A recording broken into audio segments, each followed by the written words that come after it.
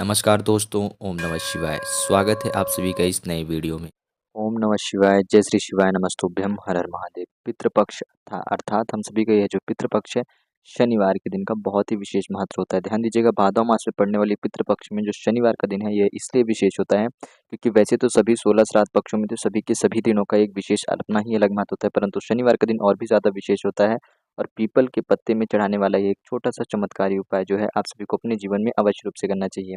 अपार कृपा भी प्राप्त होती है, साथ ही साथ धन, ऐश्वर्य, कीर्ति की भी हम सभी को प्राप्ति होती है। इसलिए हम सभी के जीवन में शनिवार का दिन अर्थात पितृपक्ष में शनिवार का एक विशेष और एक अलग ही महत्व होता है। तो इस दिन में जो हम सभी ये इस वीडियो के माध्यम से जिस उपाय के बारे में हम बात करेंगे, पीपल के वृक्ष वाला, यह उपाय वैसे तो हम 16 श्राद्ध पक्ष में सभी दिनों पर कर सकते हैं, परंतु यदि शनिवार के दिन किया जाए इस उपाय को, तो और भी ज़्यादा विशेष और भी ज़्यादा हम सभी के लिए दुर्लभ सिद्ध होता है। क्यों? क्योंकि पितरों की कृपा तो हम सभी के ऊपर होती ही होती है, साथ ही साथ पीपल का वृक्ष अर्थात भगवान वासुदेव और माता लक्ष्मी जी का वास माना जाता है, तो उसके भी नियमित हम सभी को फायदे होते हैं। तो भादौ पितृ पक्ष में अर्थात भादौ मास के पितृ पक्ष में पितरों के निमित्त हम सभी को एक छोटा-सा ये शनिवार के दिन पर उपाय करना है। तो शनिवार के दिन हम सभी उपाय कर रहे हैं और हम सभी का पितृपक्ष का समय चल रहा है।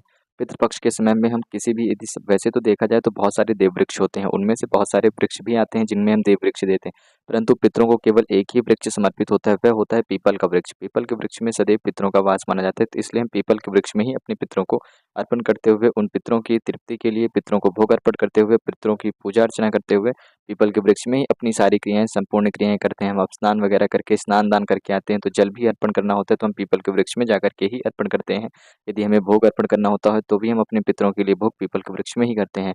और यदि यही पीपल के वृक्ष को यदि हम शनिवार के दिन करते हैं तो हम सभी के जीवन में और भी ज़्यादा विशेष हो जाता है, क्योंकि शनिवार का दिन वैसे भी यदि हमारे जीवन में भादौ मास का पितृपक्ष का जब 16 श्राद्ध पक्ष का समय नहीं होता है, तब भी यदि जब कभी भी हमें ऐसा लगता है कि हमारे पर पितृ की नाराज़गी है, तो भी हम शनिवार के दिन का ही प्रयोग करते हैं और पीपल के वृक्ष पर ही जाते हैं। ठीक उसी प्रकार पे श्राद्ध पक्ष ही चल रहा है, तो जब श्राद्ध ही चल रहा हो, तो यदि उस पक्ष में उस समय पे हम जाते हैं श्राद्ध के समय में, यदि पीपल के वृक्ष में जाकर के शनिवार के दिन भगवान वासुदेव जी को, माता लक्ष्मी जी को और अपने पितृ देवताओं को याद करते हैं, तो हम सभी के ऊपर विशेष रूप से कृपा होती है। हमारे पितृ तृप्त होते हैं, पितृ तृप्त होने के साथ-साथ हमारे ऊपर पितृ प्रसन्न भी होते हैं, हमारे ऊपर से पितृ दोष भी मुक्त होते हैं, पितृ अपनी कृपा भी बरसाते हैं, साथ ही साथ भगवान वासुदेव नारायण हमारे ऊपर प्रसन्न होते हैं, माता लक्ष्मी जी की कृपा होती है, हमारे ऊपर से शनि दोष जैसी समस्याएँ दूर होती हैं। तो यानी कि शनिदेव शनिवार का दिन यदि देखेंगे आप, तो जो शनिवार का दिन है ये बहुत ही ज़्यादा विशेष और महत्वपूर्ण होता है, क्योंकि इसकी अनेकों विशेषताएँ हैं और अनेकों इसके लाभ हैं। इसलिए शनिवार का दिन पितृपक्ष में हम सभी के लिए और भी ज़्यादा विशेष महत्वपूर्ण हो जाता है। तो अपने पितरों के निमित्त पितरों को याद करते हुए शनिवार के दिन पर, क्योंकि पीपल के वृक्ष के समक्ष पहुँच करके हम सभी को एक छोटी-सी क्रिया, छोटा-सा विधि, ये छोटा-सा उपाय करना चाहिए। इस उपाय को हम वैसे तो 16 श्राद्ध पक्ष में सभी दिनों पर कर सकते हैं, परंतु शनिवार के दिन पर करने का एक विशेष नियम है, बाकी अन्य दिनों पर करने पे भी एक विशेष नियम है, तो वह विशेष नियम आपको आगे वीडियो में बताए जाएँगे। लेकिन प्लीज़ उससे पहले वीडियो को लाइक ज़रूर करिएगा, और यदि आप चैनल पर नए हैं या फिर हमारी आवाज़ पहली बार सुन रहे हैं, तो चैनल को सब्सक्राइब अवश्य रूप से करिएगा। देखिए, बात करते हैं हम अपने उपाय की, तो हम सभी को शनिवार के दिन कौन-सा एक अद्भुत सा उपाय करना चाहिए अपने पितरों की तृप्ति के लिए भी और अपने लिए। घर में सुख, शांति, समृद्धि बनी रहे, हमारे विशेष तौर से हमारे घर में जो परेशानी है, जो दुःख, कष्ट, बाधाएँ हैं, वह भी दूर हो। भगवान वासुदेव जी को भी हम याद कर सकें और माता लक्ष्मी जी को भी याद करके उनकी कृपा पा सकें। साथ ही साथ शनिदेव भी हमारे ऊपर प्रसन्न हो और शनि दोष भी हमारे घर से, हमारे जीवन से दूर हो, तो इसकी भी कृपा पा सकते हैं केवल और केवल मात्र एक उपाय से। क्या करेंगे? बहुत ही ध्यान से समझिएगा। हम सभी को कुछ विशेष चीज़ों की, कुछ विशेष सामग्रियों की आवश्यकता पड़ेगी। तो यदि हम सामग्री की बात कर लें, तो एक स्टील का पात्र लेंगे जिसमें हम सभी को लेना है कच्चा दूध। ध्यान दीजिएगा, एक स्टील का पात्र जिसमें जल मिलाकर के कच्चा दूध लेना है।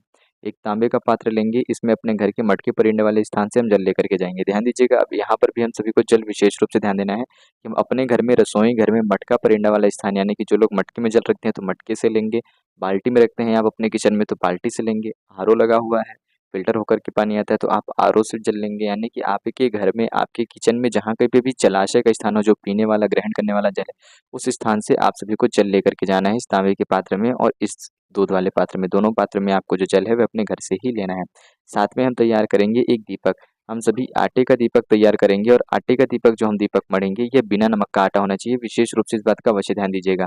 बिना नमक का आटा ही हम सभी समर्पित करते हैं अपने पितरों को, क्योंकि यह जो उपाय है, ये जो क्रिया है, हम विशेष रूप से अपने पितरों के नियमित कर रहे हैं और अपने पितृ देवताओं को याद करते-करते, साथ ही साथ हम भगवान वासुदेव और माता लक्ष्मी जी को भी याद कर रहे हैं, उनके नियमित भी ये उपाय कर रहे हैं और अपने जीवन में शनि दोष जैसी समस्याएँ दूर हों और शनिदेव की कृपा पाएँ, उसके निमित्त भी ये उपाय कर रहे हैं। इसलिए हम सभी को आटा जो है बिना नमक का मढ़ना है और काले तिल का प्रयोग करेंगे। 1 से 2 चुटकी काले तिल का प्रयोग करेंगे। काले तिल का यदि आप सभी को वैसे तो ज्ञात होगा ही, अर्थात पता ही होगा, परंतु यदि पुनः से बताया जाए, देखिए, काली तिल हमारे पितरों को प्रसन्न करते हैं, पितरों को समर्पित होते हैं, शनि देव को समर्पित होते हैं। काली तिल का तेल भी शनि देव जी को समर्पित होता है। भगवान वासुदेव को तो समर्पित होते ही, क्योंकि काली तिल भगवान वासुदेव से ही उत्पन्न हुए हैं।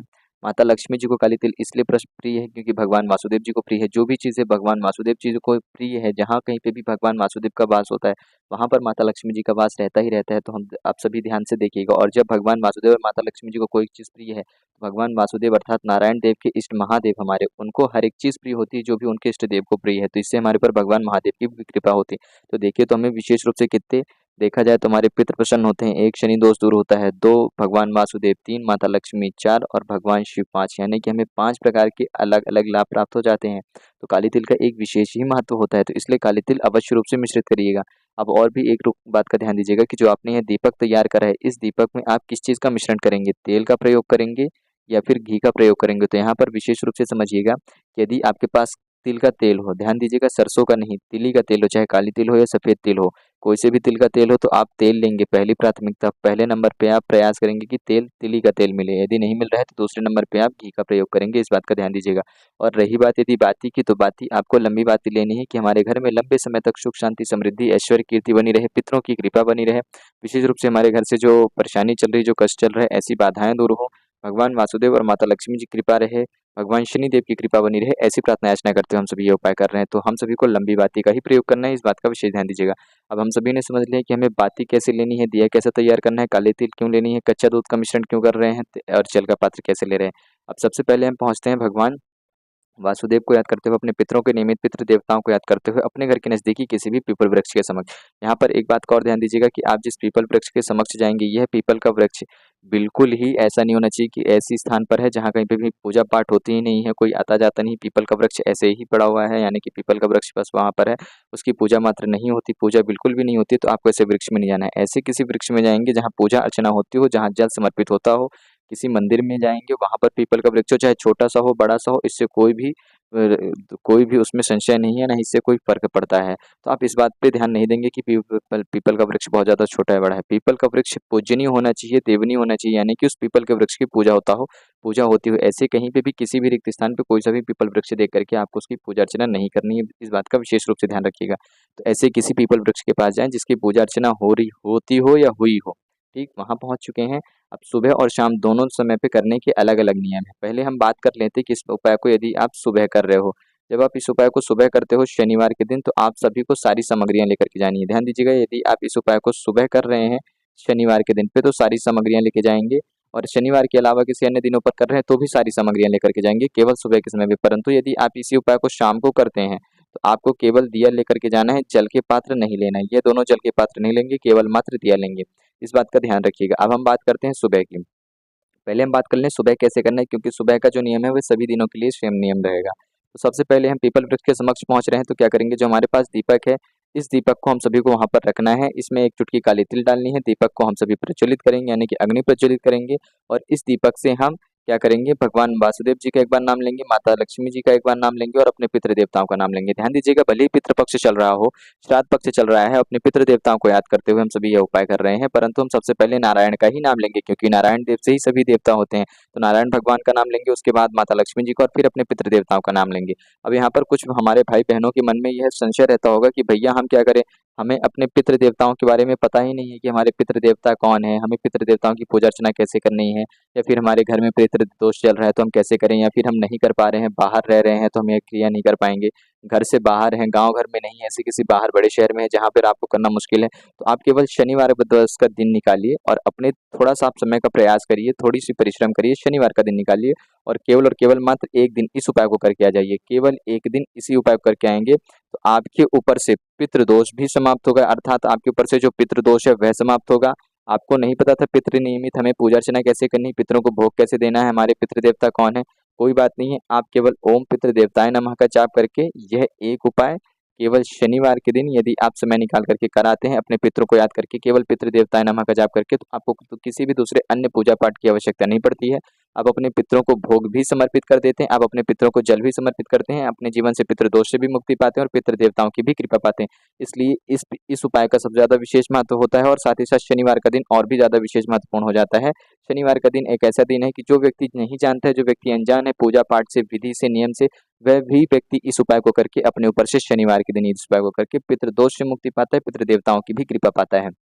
तो क्या करा हमने, सबसे पहले दीपक प्रज्वलित करके उसमें काली तिल एक चुटकी डाल करके भगवान वासुदेव, माता लक्ष्मी और अपने पितृ देवताओं का नाम लेकर के समर्पित कर दिया।